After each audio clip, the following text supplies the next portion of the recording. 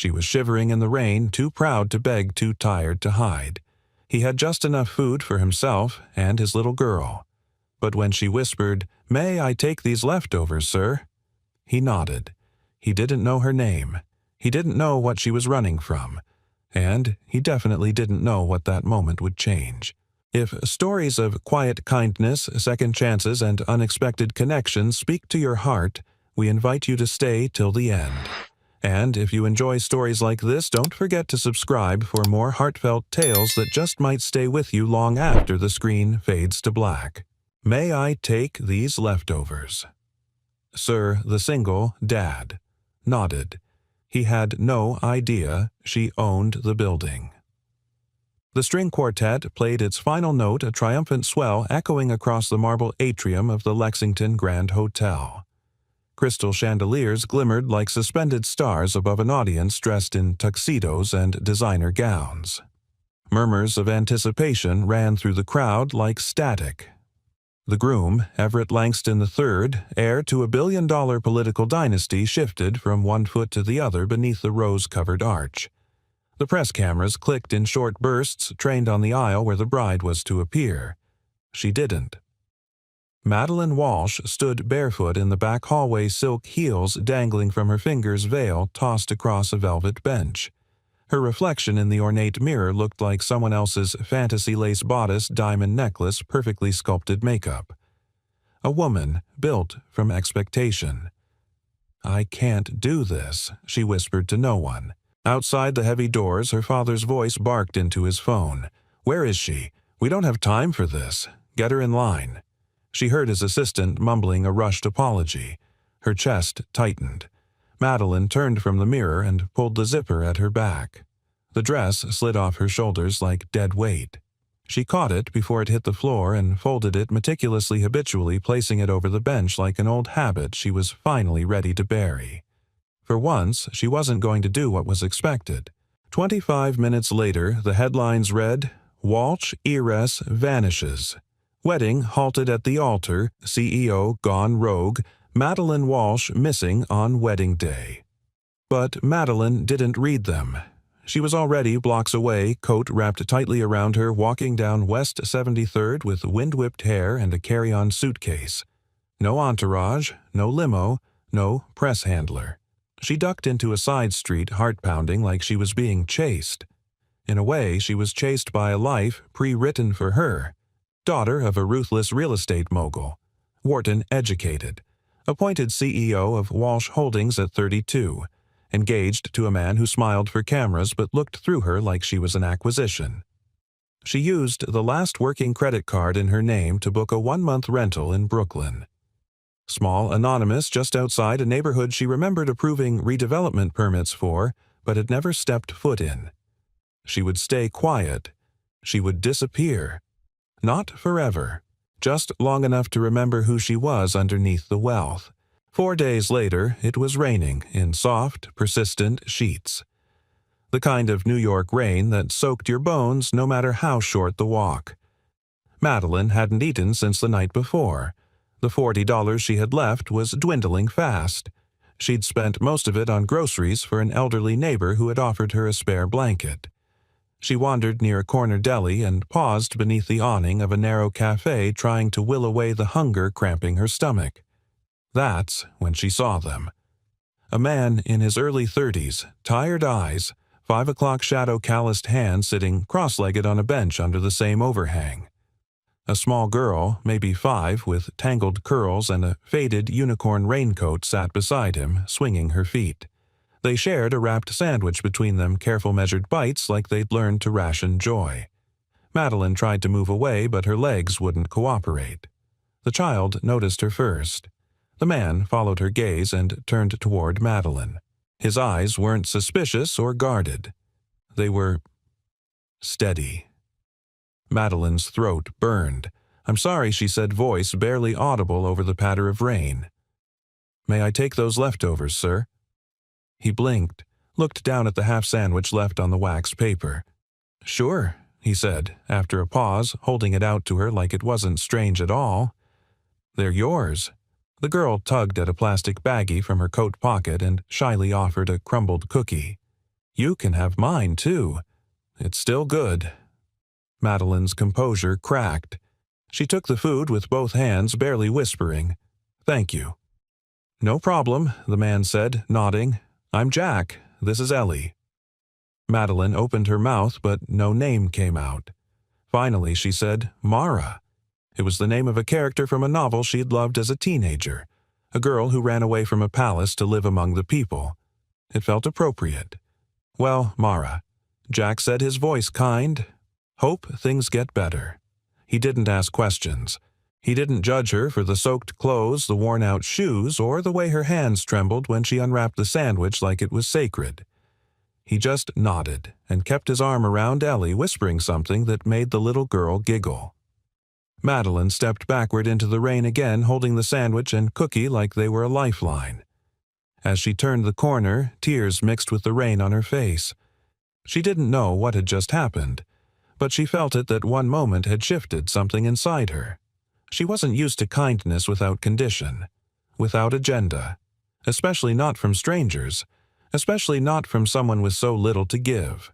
That night, she lay curled on a worn mattress in her rented room, staring at the ceiling and thinking about Jack and Ellie. She imagined the girls' laughter filling the tiny apartment, the man's calm steadiness as he shared what little they had. She could still feel the warmth of that cookie in her hand.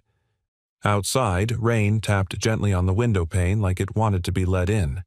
And, somewhere deep inside, Madeline Walsh, the missing bride, the runaway CEO, something began to melt.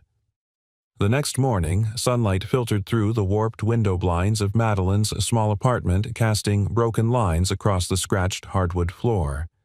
She lay on the worn mattress without moving, fully clothed blanket kicked off in the night. Her stomach no longer ached from hunger, but something deeper lingered, a gnawing sense of dislocation. In the silence, she thought about the way the little girl had smiled at her the day before. The way Jack had handed her the sandwich without hesitation, as if it was the most natural thing in the world.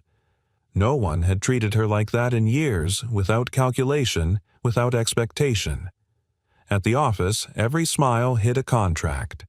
At home, even love had started to feel conditional. But that moment in the rain, that had been different. Pure. She hadn't told them who she was, didn't even use her real name, and still they had looked at her like she mattered. Madeline sat up slowly and rubbed her temples. On the cracked nightstand beside her lay the uneaten half of the cookie Ellie had given her. She'd wrapped it carefully in a paper towel, unsure why. But now she stared at it like it was more valuable than the emeralds locked away in her family's penthouse vault. She tucked it into her coat pocket and stood. Outside, the city was transitioning from rain to cold sun, the kind of crisp winter day that made breath fog up in clouds. Madeline wrapped her coat tighter and started walking, unsure of her direction, until her feet found their way back to the same cafe corner. It wasn't a conscious choice, it was gravitational. Jack and Ellie were there again, sitting on the same bench. He was repairing what looked like a broken toy truck with duct tape and quiet focus. Ellie leaned against his arm, chewing on an apple slice. Madeline paused across the street, heart hammering. She didn't know why she was nervous. She was just another face on the sidewalk. But something about that man and his daughter made her feel exposed, like they could see right through her despite knowing nothing at all. She almost turned back, but Ellie looked up and grinned. Hey, Cookie Lady Madeline blinked, then laughed despite herself. Jack glanced over his expression, warming with recognition. "Well, look who's survived the storm," he said, gently twisting the toy's wheel back into place. "Mara, right," she nodded. "I wasn't sure if you'd be here. We usually are after school drop-off." "It's part of our routine," Jack said. "Ellie gets her apple, I get 10 minutes of quiet, and this old truck gets one more chance at life. Dad says if you fix something instead of throwing it out, you learn what matters," Ellie chimed in proudly. Madeline's throat tightened. "That's a good philosophy." Jack shrugged with a quiet smile. "We don't have a lot, so we take care of what we've got." Madeline sat down at the far end of the bench, careful not to get too close. She didn't want to disturb them. She just wanted to be near it again. That warmth, that calm. "You two always this generous with strangers?" she asked gently. Jack chuckled. "You weren't a stranger. You were someone who looked like she needed something." "That's enough for me." A pause stretched between them, filled only by the hum of traffic and a distant saxophone from a subway performer. Madeline looked at him sideways. "You ever wonder who people used to be?" Jack nodded slowly. "Sure, but I care more about who they're trying to become." She swallowed hard. Over the next few days their paths kept crossing, sometimes by coincidence, sometimes not. Madeline found herself circling the neighborhood after errands she invented just to pass by that bench. Jack never pried, never questioned, but he began bringing an extra coffee. Ellie always had a drawing to show her a flower with too many petals, a crooked rainbow, a stick figure with 3 arms because she's special. Madeline kept the drawings. She folded them neatly and tucked them into her empty wallet. One morning she brought a bag of groceries to the older woman in the next apartment, Mrs. Delgado, a retired music teacher who lived alone and walked with a cane. The woman eyed her skeptically at first, but softened when Madeline offered to sweep the hall for her. "You've got hands too soft to clean," Mrs. Delgado muttered. "You one of those women running from a husband." Madeline hesitated, then said, "I'm just running from a life that didn't fit." Mrs. Delgado nodded slowly. "Takes guts to step out of a frame someone else painted for you." That night, Madeline wrote in her notebook for the first time in months. Just one line. "Maybe I'm not lost. Maybe I'm just under construction." The following weekend, Jack offered Madeline the other side of the bench like it was a regular thing now. Ellie jumped up and down, asking if she wanted to visit the community center where they were painting a mural. "I can't draw," Madeline admitted. "That's okay," Ellie said. "You can hold the paint cup. Or smile. Smiling helps." Madeline followed them without thinking. The mural was halfway done, an explosion of colors and hopeful messages. Children, parents, grandparents all adding their strokes. A man in a wheelchair painted the word home in bright green. A teenager spray-painted second chances in careful cursive under a bird in flight.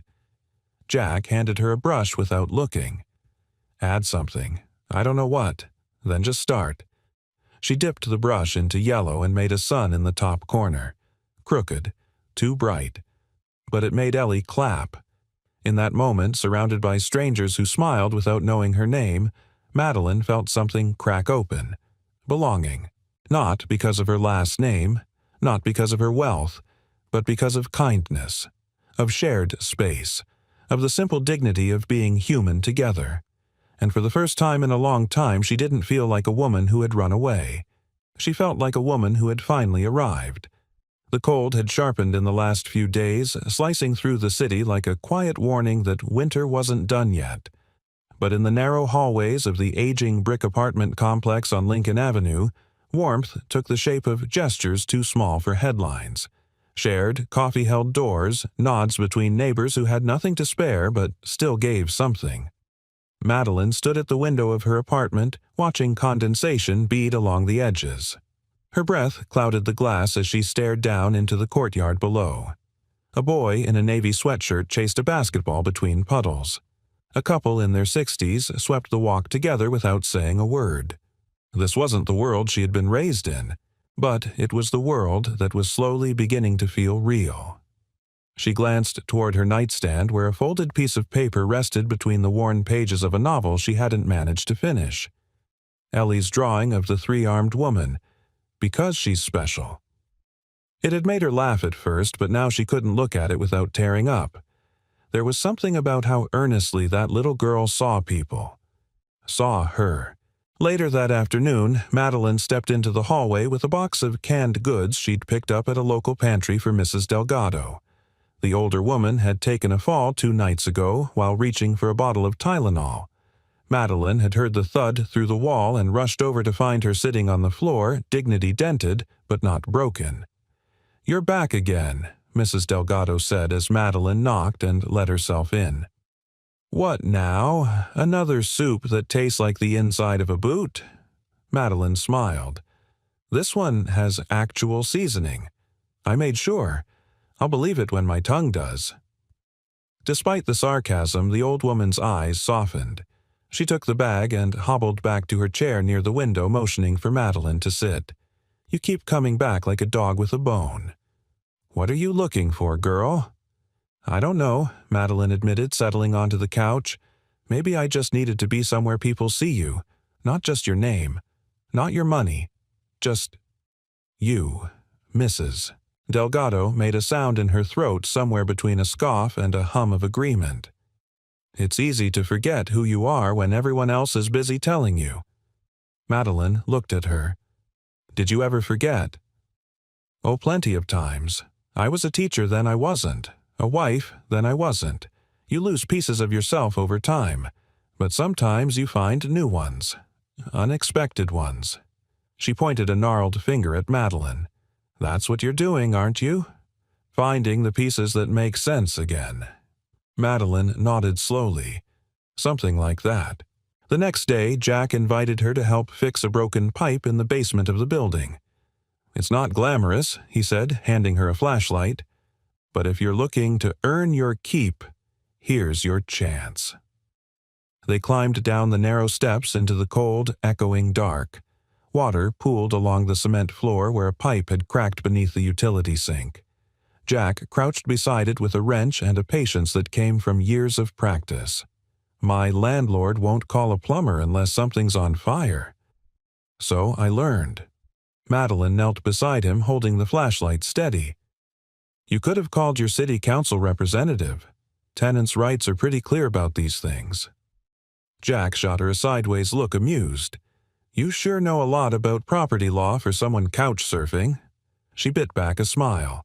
"Let's say I read a lot." Jack didn't push. He just adjusted the wrench and said, "You know, most people pass this place without a glance. But you've been paying attention." Madeline blinked.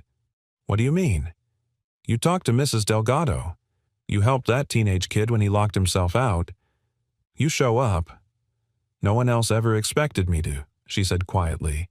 "They just expected results." Jack nodded slowly, tightening the pipe.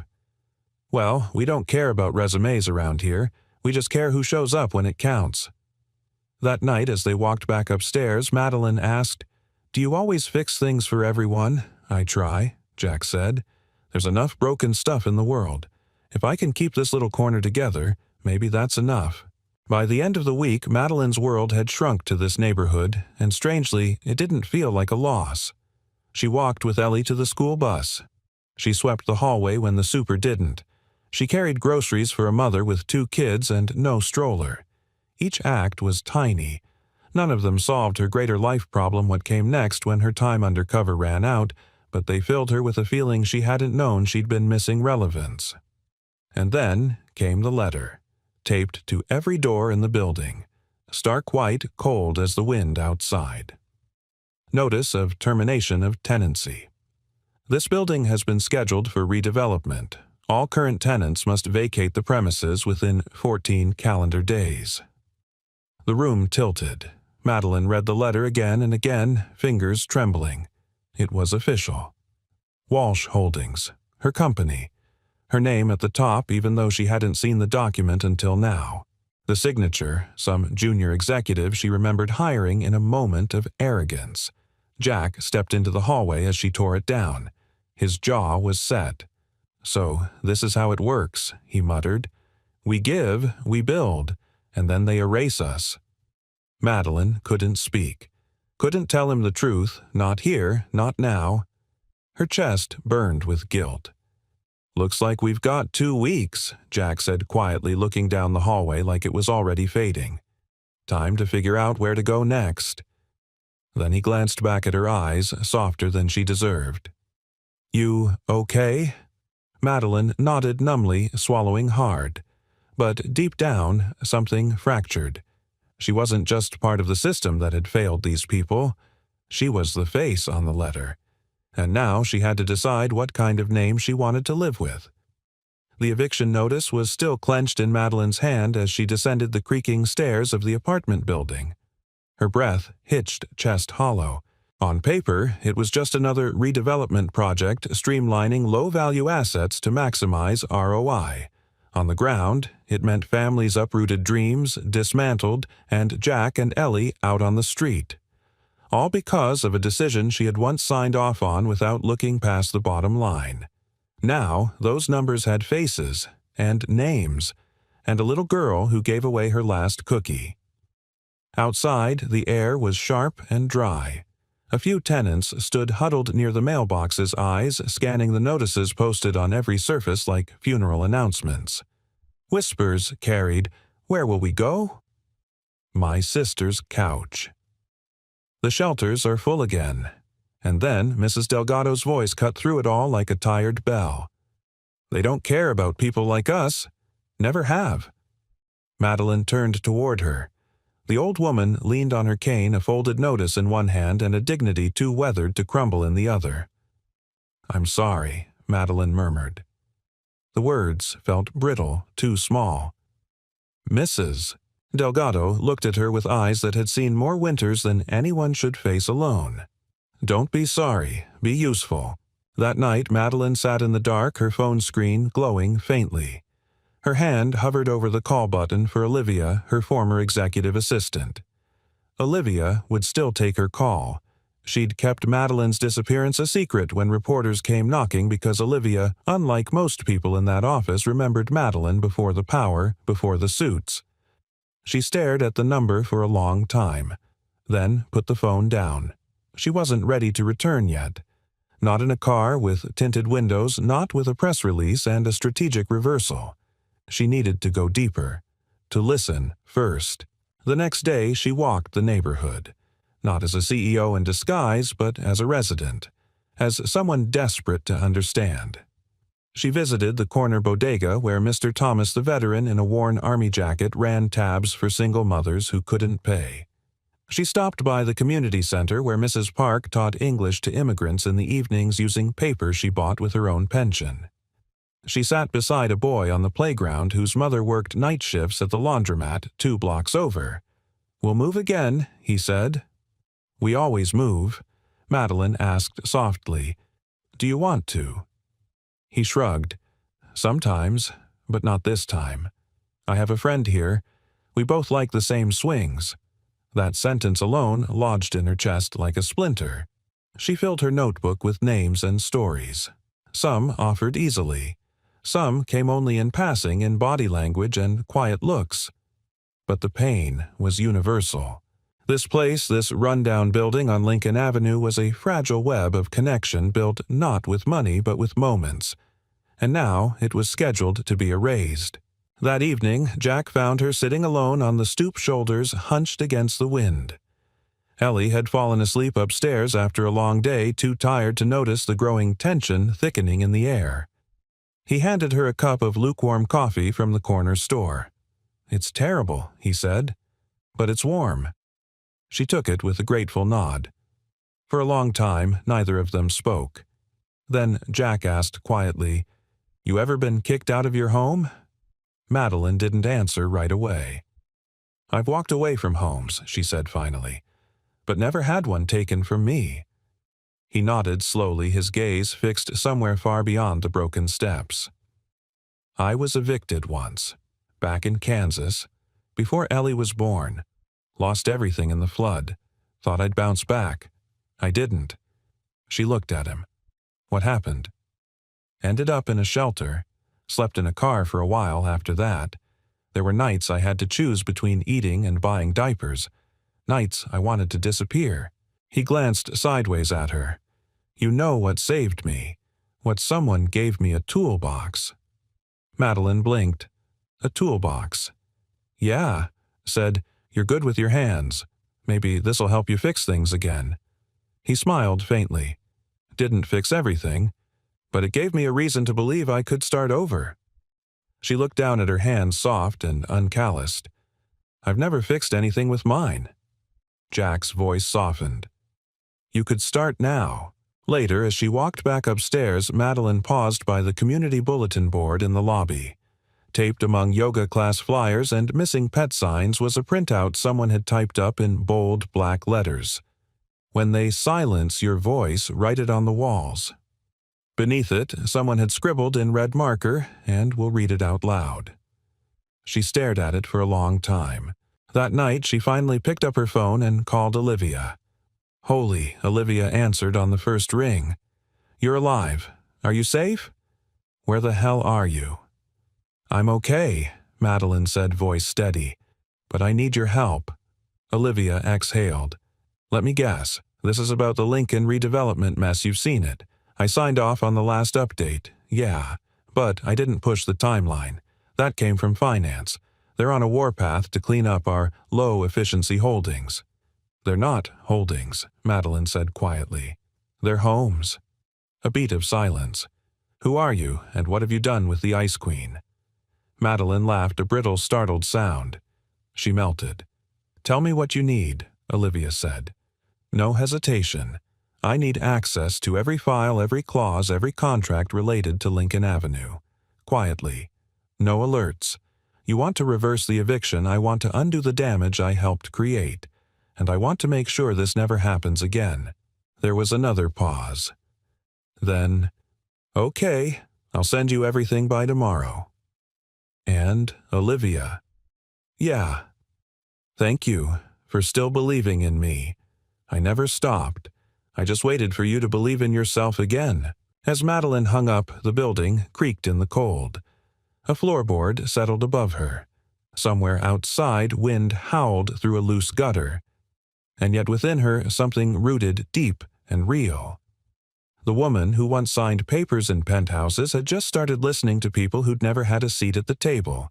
And for the first time in her life, she wasn't speaking for them. She was getting ready to speak with them. It began with a power outage. The storm that rolled into the city that night wasn't dramatic. No thunder, no lightning, just a slow, relentless drizzle that seeped into bricks and bones. By 10 p.m., the hallway lights in the building flickered and died. The heater gave up half an hour later. Madeline sat on the edge of her mattress, clutching a flashlight and listening to the pipes groan above her. She'd layered every sweater she owned, but the cold was creeping in like a thief. A knock on the door startled her. She opened it to find Jack standing in the dark, holding a candle in a glass jar and a blanket tucked under one arm. We're taking refuge upstairs, he said. The back unit's got a space heater, one of those old ceramic ones that still works when nothing else does. She hesitated. I'm okay. He looked her over once. You're shivering. I'm fine. He raised a brow, the candlelight flickering across his face. You've got that look like you're trying to out stubborn hypothermia. I've won worse battles. Try winning one against Ellie. She already made a spot for you on the floor. That made her smile. I don't want to impose. You helped Mrs. Delgado carry groceries up 4 flights today, Jack said. I think you've earned some floor space. The back unit was a little warmer, though the chill still pressed at the corners. Ellie had made a nest of blankets on the living room rug, a flashlight propped under a plastic bowl to cast star-shaped shadows on the ceiling. She squealed when Madeline walked in. I saved the best spot. I thought that was for the cat, Jack teased. We don't have a cat, Ellie giggled. That's why it's the best? Madeline knelt onto the edge of the nest. I don't think I've had a sleepover since I was 10. Dad doesn't let me go to sleepovers, Ellie said. He says people don't always come back. Jack froze mid-step with a pillow in hand, his jaw tightening. Ellie didn't seem to notice. She lay on her back watching the shifting lights. But you came back. Madeline's chest ached. I did, she whispered. Later that night, with Ellie fast asleep between them, Madeline sat against the wall, arms wrapped around her knees. Jack handed her a mug of something hot. He'd rigged up warm milk with cinnamon using a camp stove. It's not espresso, but it's old-fashioned comfort. She accepted it with both hands. This is more than comfort. This is survival. Jack leaned back, his gaze on the window. Rain tapped softly on the glass like a lullaby. Ellie doesn't know we might not have a home soon. I haven't told her yet. Madeline nodded. She shouldn't have to carry that. I'm trying to fix it, Jack said quietly, but I don't know if I can this time. Everything's more expensive. There's nowhere left to go." He looked at her. "You ever feel like no matter how much you hold things together, life still finds a way to pry them apart?" She looked down at the mug in her lap. "Yes," she said softly. "All the time." Jack watched her for a beat. "Who did you leave behind?" The question landed like a stone in her stomach. No judgment in his voice, just the open door of someone who'd been broken too and wasn't afraid of wreckage anymore. "I left myself behind," she said after a long pause. "I lived in a world where everything had a number, profit margins, square footage, stock values. I thought if I got it all right, I'd finally feel real, whole." She looked up, but I never did, so I ran. Jack's eyes didn't waver. Sometimes running is the bravest thing we can do. They sat in silence for a while, listening to the heater hum and Ellie's slow, even breathing. "She likes you," Jack said. "I like her too. She's a good judge of character. Better than I ever was." Madeline met his eyes. "You seem like a pretty good judge to me." Jack laughed under his breath. "I gave the last of our sandwich to a woman I didn't know standing in the rain. I wasn't dangerous. I didn't think so." He tilted his head. "But you were definitely lost." She didn't deny it. "You still lost?" he asked. "I'm starting to think maybe I just took the long way home." That night, Madeline didn't dream of penthouses or headlines or conference calls. She dreamt of a kitchen with a leaky faucet, a child laughing at plastic constellations, and a man with quiet hands who fixed things that didn't belong to him. When she awoke, Ellie had curled against her like they'd always known each other. Jack was already up making toast on the camp stove. Madeline sat up slowly, pulling the blanket tighter around her. Jack turned and handed her a plate. "No eviction notice in the toast today." "That's a win." She smiled. "I'll take it." But as she chewed, a plan began to form in her mind. Not a business strategy, not a damage control memo. A real plan. To stay, to fight, to fix what she helped break. She didn't just want to say thank you anymore. She wanted to earn her place among people who never stopped offering what little they had, even to a stranger in the rain. By the end of the week, the sense of quiet dread had settled over the building like dust in a forgotten attic.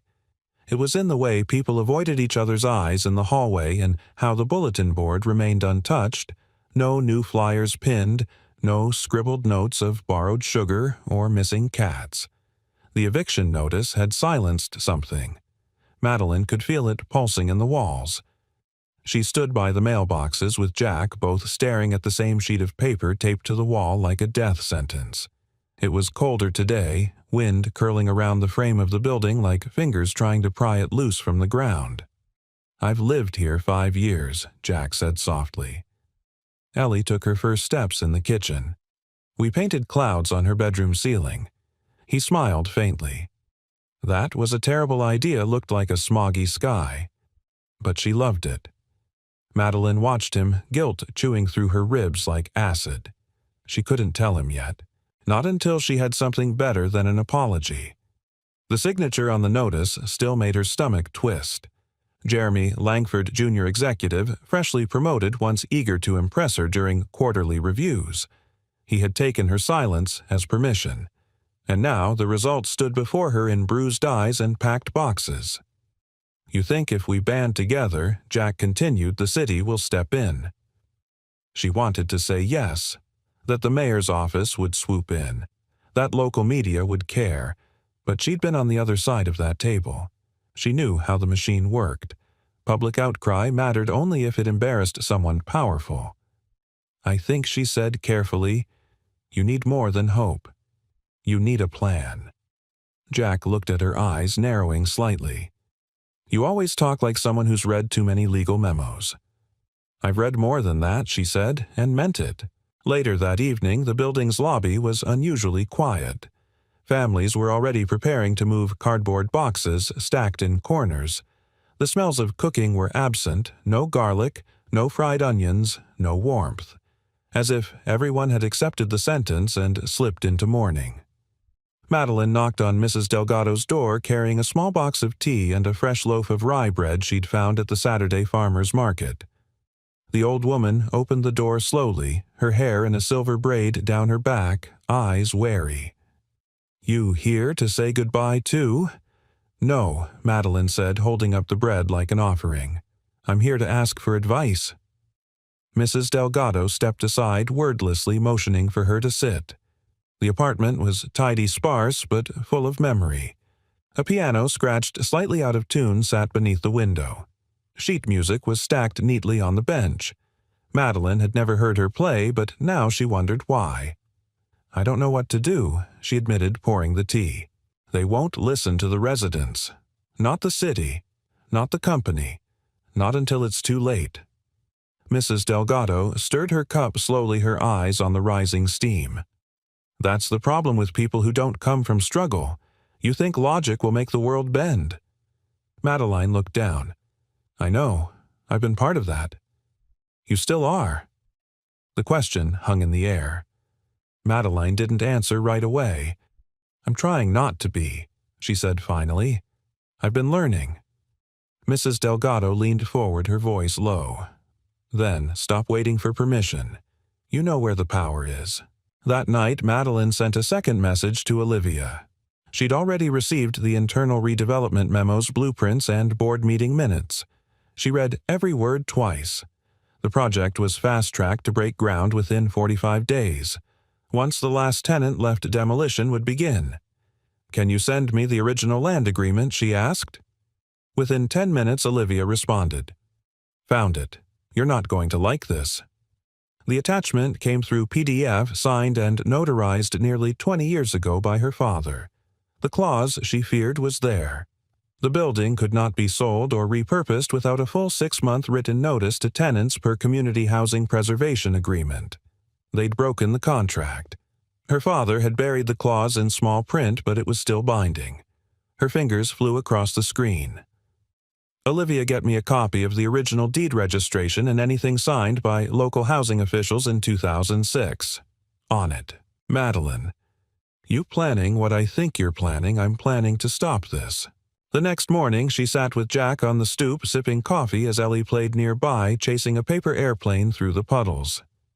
"I need to talk to you," she said, watching Ellie with gentle eyes. Jack turned toward her, sensing the shift in tone. "What is it?" She took a breath. She could almost hear the pages turning in her head, every line of legal jargon, every headline she'd ever helped spin. "I know who owns this building," she said, "and I know why this is happening." Jack's brow furrowed. "You've been looking into it more than that," she thought. She was the one who'd once approved the deal, the woman whose name opened doors and closed them. "I know the redevelopment is illegal," she said. "They violated a clause in the original agreement. I can stop this." Jack stared at her. "How would you know that I—" She hesitated. "Let's just say I've worked in real estate law. I know this world better than I want to admit." He didn't say anything for a moment. Finally, he asked, "Why are you doing this?" Madeline looked at him, heart raw. "Because you gave me a sandwich when you had nothing. Because Ellie shared a cookie. Because I came here to disappear, and instead, I remembered who I am." She paused, her voice softer. "And because it's my fault." Jack's face didn't change, but the silence felt like gravity. "Yours," he said finally. Madeline nodded. "I didn't mean for this to happen, but I was part of it, and I want to make it right." Jack leaned back, his eyes on the sky. Then he said almost reluctantly, "So what do we do?" She turned toward him with quiet resolve. "We fight." In that moment, something shifted between them. No longer strangers, no longer just neighbors, but allies, witnesses to each other's quiet undoing and the fragile, determined rebuild that followed. And beneath the cold December sky, a seed of hope was planted. Not in a press release, not in a courtroom, but on a stoop in a neighborhood no one powerful had ever bothered to walk through. Until now. The next morning, Madeline stood in front of her bathroom mirror, staring at her reflection like she didn't quite recognize it. The woman in the glass looked older than she remembered, not in years, but in truth. Her hair was pulled back, her jaw set, her eyes unflinching. Not polished, not perfect, just real. She hadn't worn makeup in weeks. Her nails were chipped, but something about her posture whispered strength. She picked up her phone and called Olivia. "It's time," she said. On the other end, Olivia didn't ask for clarification. "You want me to schedule the board meeting?" "Not yet," Madeline said. "I want to walk through that door when I'm ready with evidence, a plan, and my name." "Then you're going to need more than a speech," Olivia warned. "I'm counting on it." The days that followed moved like the ticking of a clock winding up to something seismic. Madeline spent her mornings at the library poring through property laws, historical preservation acts, and zoning records. At night, she sat with Jack in the basement of the building mapping out a grassroots strategy. They organized the tenants. Mrs. Delgado, once skeptical, now ran point on calling local news outlets. "I've been ignored by people in suits for 50 years. Let's give them something they can't ignore," she said, dialing one-handed while stirring her soup with the other. A group of teenagers offered to design posters and spread the word online. "No one listens to old buildings," one of them said, "but they listen to stories." "Let's make this place impossible to forget." They launched a campaign like Not Just Brick and Glass. Each day, someone told their story on camera. A veteran who'd found peace after PTSD. A mother who worked 2 jobs to raise twins in a 1-bedroom. Jack, holding Ellie's tiny hand, speaking softly about raising a daughter on a janitor's salary and how a small apartment had become their entire universe. Madeline stayed behind the scenes. For now. One evening, Jack walked her home after a community meeting. "You know," he said, "kicking a pebble along the sidewalk, I used to think you were running from something." "I was," she admitted. "And now," she paused, then smiled faintly. "Now I think I'm running towards something." They stopped at her door. The air between them was warmer than the December night should allow. "You're different," he said quietly. "Not just from when I met you. From most people I've ever known." She looked down, suddenly aware of how close they were. "Most people," he continued, "don't stick around when it gets messy." "You did." "I was part of the mess," she said. "The least I can do is help clean it up." Jack leaned against the doorframe, hands in his pockets. "I don't know what you were before you came here, Mara, but I like who you are now." Her breath caught. For a moment, the rest of the world, the headlines, the lawsuits, the demolition plans fell away. But she didn't reach for him. Not yet. There was still truth left unspoken. The following morning, Madeline met Olivia at a small coffee shop on the Upper West Side. "I've booked the conference room," Olivia said, sliding a folder across the table. 10 a.m., Tuesday. "Full board will be there." "Good," Madeline said, "and the press embargoed." One of the junior editors at the Times' interested human impact piece. "Wants to come down and see the building before anything runs." Madeline nodded, scanning the documents. Everything was in place, but her stomach twisted. Not with fear, with responsibility. "How are they going to react?" she asked. When I walk in again, Olivia's brow arched.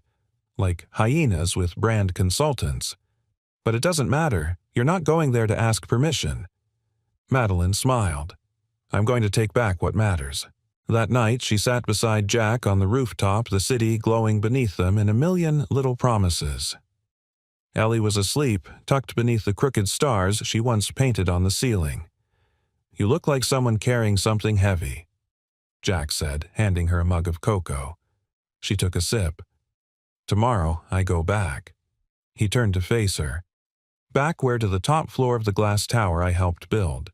To the table I abandoned. And this time, I'm not showing up in a dress someone else picked. I'm walking in with everything I've learned down here." Jack was quiet for a while. Then he said, "You scared?" "Terrified," she admitted. "But I'm more afraid of staying silent than I am of failing." He nodded slowly, watching her with a softness that made her want to cry. "Whatever happens," he said, "Ellie and we won't forget what you did here. even if no one else ever knows your name." She reached into her coat and pulled out a folded slip of paper. "Ellie's drawing. The three-armed woman. I've kept this the whole time," she said. Jack took it smiling. "Because she's special. Because she's true," Madeline said. Then quietly she added, "And maybe that's who I want to be." Jack looked at her for a long time. Then without ceremony he took her hand. It was calloused now. A little rough from days of lifting, fixing, and standing up. But when he held it, she felt it not just the warmth, but the trust. The beginning of something not built on wealth or need or desperation. Just respect, kindness, and the quiet beginning of love. Tomorrow she would return to the boardroom. Tomorrow she would step back into the world that once molded her. But tonight, on a rooftop above a building slated for demolition beneath stars, real and painted, Madeline Walsh was exactly where she needed to be. And for the first time in her life, she wasn't afraid to be seen. The elevator doors opened with a sterile chime, and for the first time in weeks, Madeline Walsh stepped into the 30th floor of Walsh Holdings. No disguise, no hooded coat, no need to hide behind another name. The lobby hadn't changed. Polished marble minimalist florals, the quiet hum of climate control. But everything inside her had. She walked past reception. The assistant, a young man in an expensive suit who clearly didn't recognize her without heels and a designer bag, began to rise. Olivia intercepted him with a small shake of her head. "She's expected." Inside the boardroom, 11 people sat around a long mahogany table flanked by floor-to-ceiling windows that made the city outside look like a model beneath glass. At the head of the table was Jeremy Langford, smug in a tailored suit, arms crossed like he owned the skyline. He rose when he saw her surprise flickering in his eyes. "Madeline," he said carefully, "we didn't expect you back." Clearly, she replied, her voice cool but calm. "Let's begin." Olivia closed the door behind her, sat beside her, and laid out a thick folder marked "Confidential" in bold letters. "Item 1, Madeline said, sliding the document forward. "The Lincoln Avenue Redevelopment Project. Effective immediately it's suspended." Jeremy blinked. "You don't have the authority." "Yes, I do." Her tone didn't rise, but it didn't need to. She turned to the board, scanning familiar faces.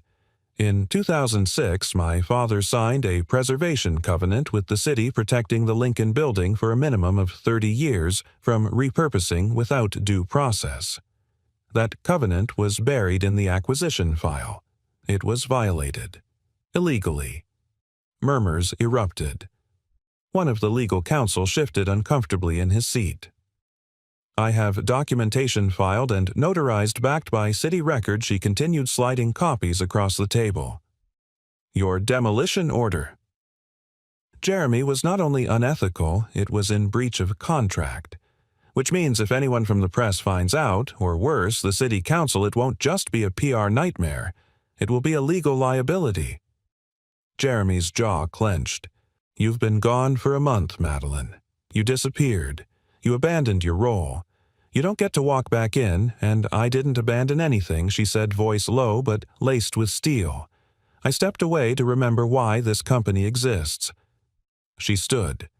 "We used to build communities, not just property portfolios. We were about long-term value, stability, people." She let the silence stretch. "I spent the last month living in that building. I met the people you tried to erase with a backdoor vote and a glossy press packet." She pulled out her final piece. "And here's the kicker. You broke the clause and you did it without full board consent. That violates internal policy." Another round of murmurs. Jeremy stiffened. "You're grandstanding." "No," she said. "I'm correcting." She turned toward the board. "I'm not here to burn everything down. I'm here to rebuild it from the inside out. If you vote to suspend the redevelopment, we can avoid litigation, reinvest in restoration, and use the community engagement data we've gathered to pilot a new model, one that blends profit with purpose." Olivia added, "The campaign's already gone viral." Not just brick and glass is trending. A Times piece drops tomorrow. A board member raised his hand. You've done all this in 30 days, Madeline met his gaze. No, they did it. I just finally listened. The vote wasn't unanimous, but it was decisive. The Lincoln Avenue project was frozen. A committee was formed to evaluate restoration, and Jeremy Langford was placed under review for breach of process. As the room emptied, Olivia squeezed her shoulder. You didn't just walk back in. You walked tall. Madeline exhaled. Now comes the harder part. What's that? Going back. She returned to Lincoln Avenue that evening. As she stepped out of the car, no chauffeur, no press residents stood clustered outside staring. Mrs. Delgado was the first to approach. You look different, she said. I feel different, Madeline replied. You kept your word, the old woman said, her voice softer than usual. Madeline nodded. It's not over yet, but the eviction is canceled. The building's safe for now. Ellie came running, arms open. You're back, Daddy said maybe, but I said, definitely. Madeline scooped her up, burying her face in the girl's hair, blinking hard against the tears. Then she saw Jack. He stood behind the crowd, hands in his pockets, watching. When she met his eyes, he gave the smallest of nods. Not of shock, not of question, of quiet understanding. She walked over the noise fading behind her. You told them, he said. I did, and they listened. Some did, she said. The rest didn't matter. Jack tilted his head, studying her. So, what happens now, I don't know, Madeline admitted, but I'd like to stay, if that's still okay. A slow smile touched his lips. You don't need my permission. She looked up at the building behind them. Old bricks, cracked windows, flickering hallway lights. And yet, it was more beautiful than any tower she'd ever helped design. I'd like to help fix it, she said. Jack looked at her, not like a savior, not like a CEO, but like a neighbor, a partner. Then let's fix it, he said, together.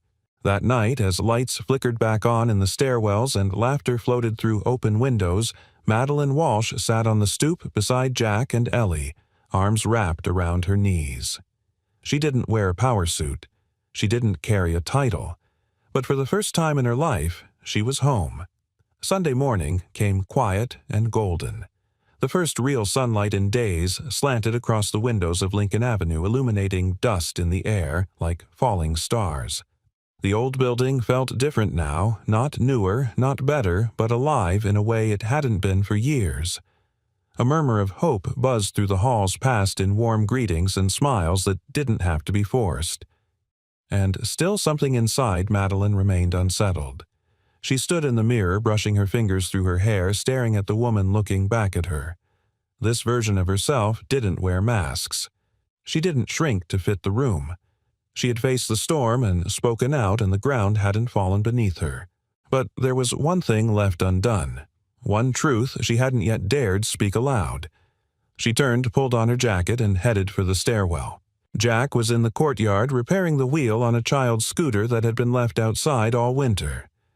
Ellie sat cross-legged beside him, using sidewalk chalk to color a sun with a smiley face. Madeline paused in the doorway, watching them. Jack looked up first. He gave her that easy nod again, the kind that made her feel seen without pressure, noticed without scrutiny.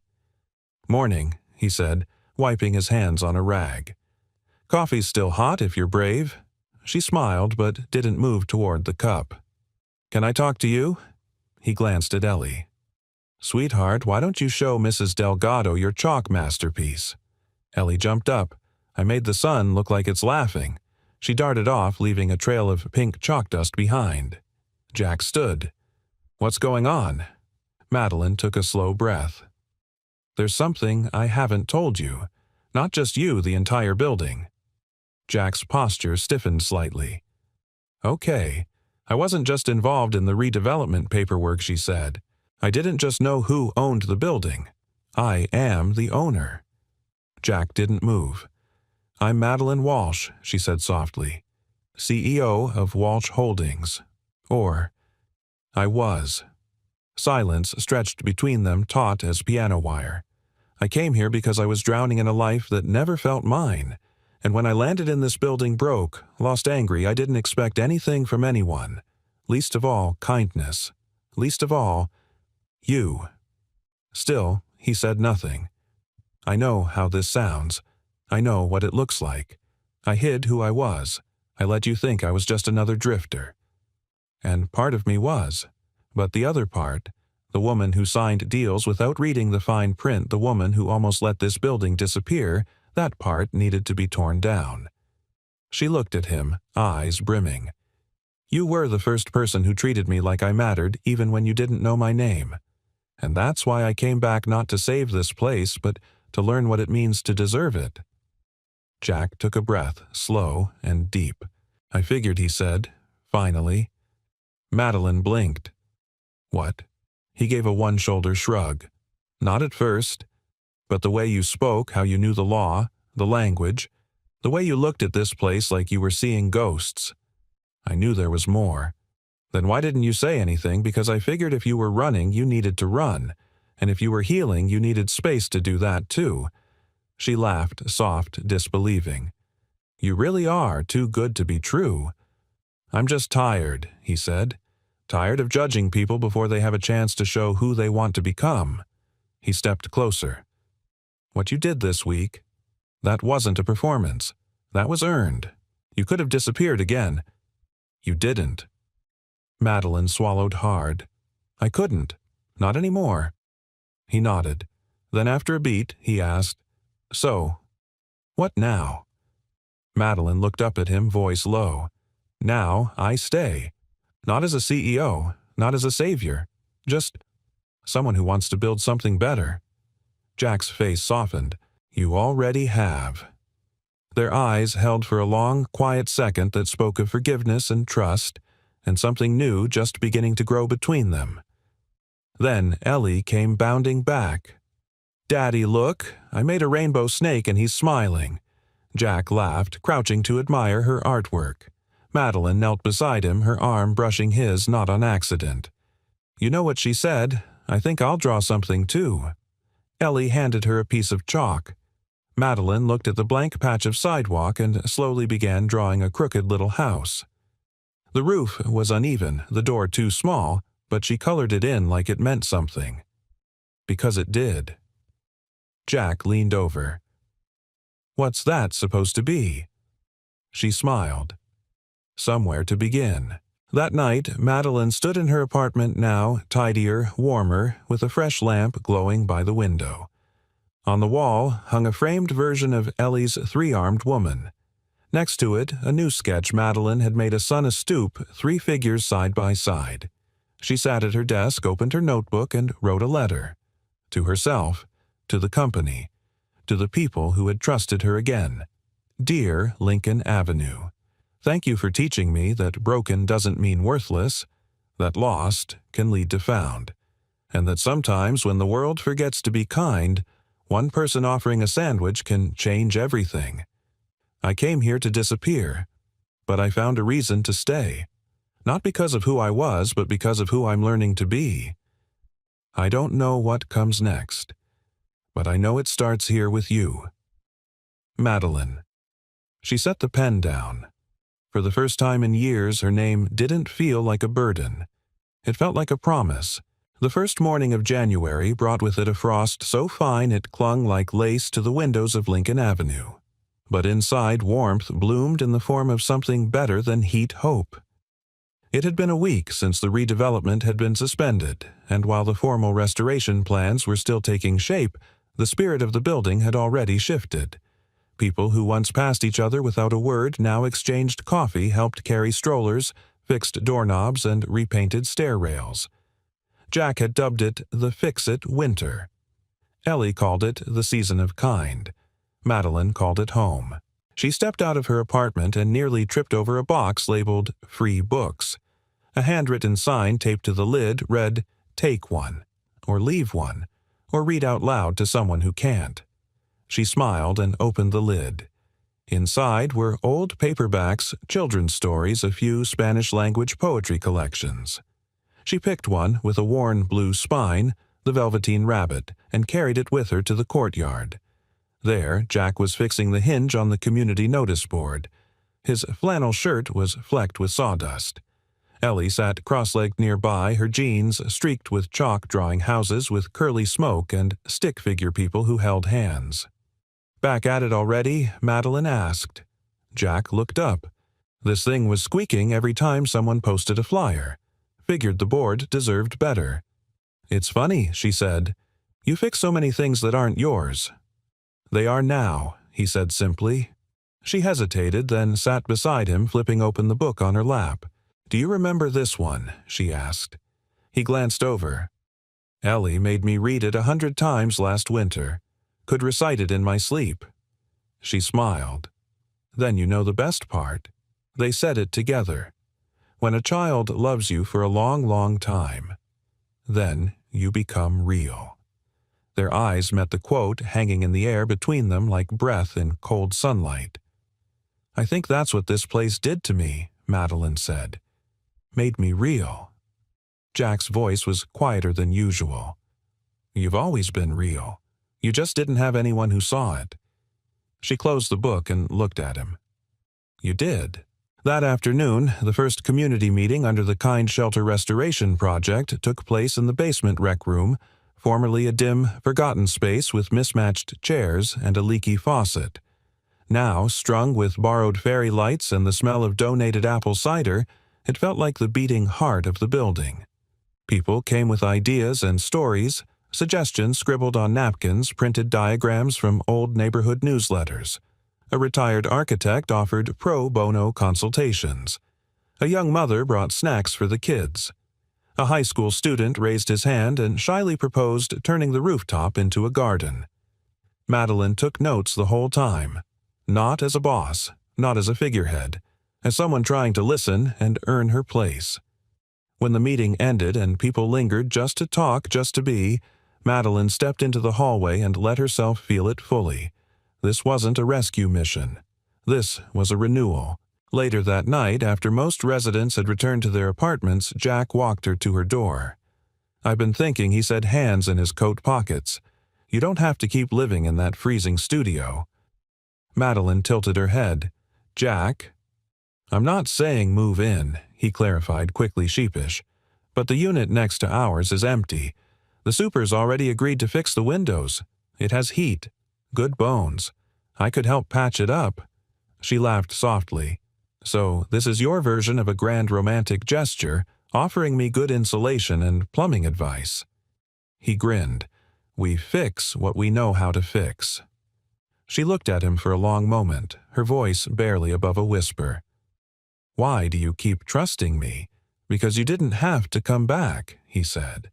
"And because when you did, you didn't come back bigger. You came back braver." She reached up, brushing a bit of sawdust from his collar. "I don't know what this is," she said, "but I know I don't want it to end." He stepped closer. "It doesn't have to." And just like that, beneath the hallway light that flickered once then steadied, he kissed her. It wasn't dramatic, it wasn't planned, but it was real. When they pulled apart, neither of them said anything.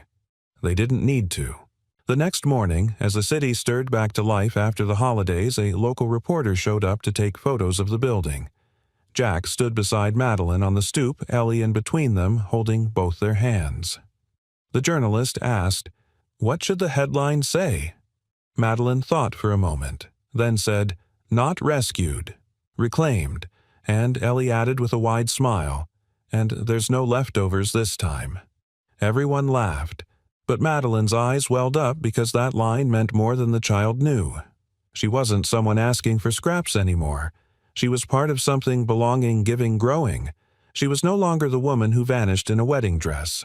She was the woman who stayed. The table was nothing special, just a reclaimed slab of wood Jack had salvaged from a construction site months ago. Its legs didn't match. One corner dipped slightly. The finish was uneven. But when Madeline set down the chipped ceramic plates and stepped back to take it all in, it felt like the most beautiful thing she'd ever prepared. The apartment had come to life around it. Walls now held Ellie's drawings strung together with twine and clothespins like a gallery of joy. A second-hand couch sat beneath a window freshly caulked by Jack's steady hands. The heater purred softly in the background, and in the air lingered the scent of roasted vegetables, cinnamon, and something warm enough to be called belonging. Tonight wasn't about celebration. It was about gratitude. It was about staying. Ellie burst through the door first, wearing a paper crown she'd made at school, shouting, "It's dinner time," and I helped stir the mashed potatoes, but only a little because Dad said I eat more than I stir. Jack followed with a smile and a six-pack of root beer. "Sorry, we're late. Someone stopped to tell the mailman that this building is famous now." Madeline laughed, taking their coats and hanging them near the heater. "Well, she's not wrong. We made the paper again this morning. And I think someone at the mayor's office actually said the words, 'Innovative Housing Partnership,' without rolling their eyes." Jack raised his eyebrows. "Should we frame it? I already did," she said, grinning, pointing to a tiny clipping on the fridge pinned by a smiley face magnet. They all sat at the table. Ellie climbed up onto her usual spot between them and immediately started narrating her plate. Potatoes, carrots, bread that smells like Grandma's house. And wait, is this chicken or turkey? Madeline smiled. "It's whatever you want it to be." Ellie nodded sagely. "Then it's Christmas chicken." They dug in. No toasts, no ceremony, just bites between laughter stories exchanged with easy rhythm and eyes that lingered longer than they used to. And halfway through, Ellie leaned across the table, eyes shining. "Hey," she said, mouth full. "Remember when I gave you my cookie in the rain?" Madeline looked at her with a soft, full heart. "I remember every crumb. I thought you were a fairy." Jack nearly choked on his drink. "A what?" Ellie shrugged. "You looked sad but shiny. That's what fairies are, right?" Madeline reached across the table and took Ellie's hand. "That day, you were the magic." After dinner, Jack washed the dishes while Madeline sat on the fire escape with Ellie curled against her, watching the city breathe beneath a sky spangled with quiet stars. The night air was crisp but kind. "Do you miss the tower?" Ellie asked suddenly. The tall one from the pictures in the newspaper. Madeline thought for a moment. "I used to think I needed the tower to feel like I mattered," she said. "But now I know it's not how high you climb. It's who's waiting for you at the bottom." Ellie yawned and nestled closer. "You can live here forever, you know." Madeline smiled. "That's the plan." Inside, Jack dried the last plate and stepped onto the fire escape. He leaned against the railing beside her, looking out over the street where porch lights blinked on one by one, like the city tucking itself in for the night. "I fixed the heater in Unit 3B today," he said. "And I helped Mrs. Delgado write a grant proposal for the arts program," she replied. "Busy day. Good kind." They stood in silence for a moment, the kind that didn't need filling. Then Jack turned toward her. "Do you ever think about what might have happened if I hadn't shared that sandwich?" Madeline smiled. "All the time. I didn't know who you were. Didn't know what you had or didn't. Just saw someone who looked hungry."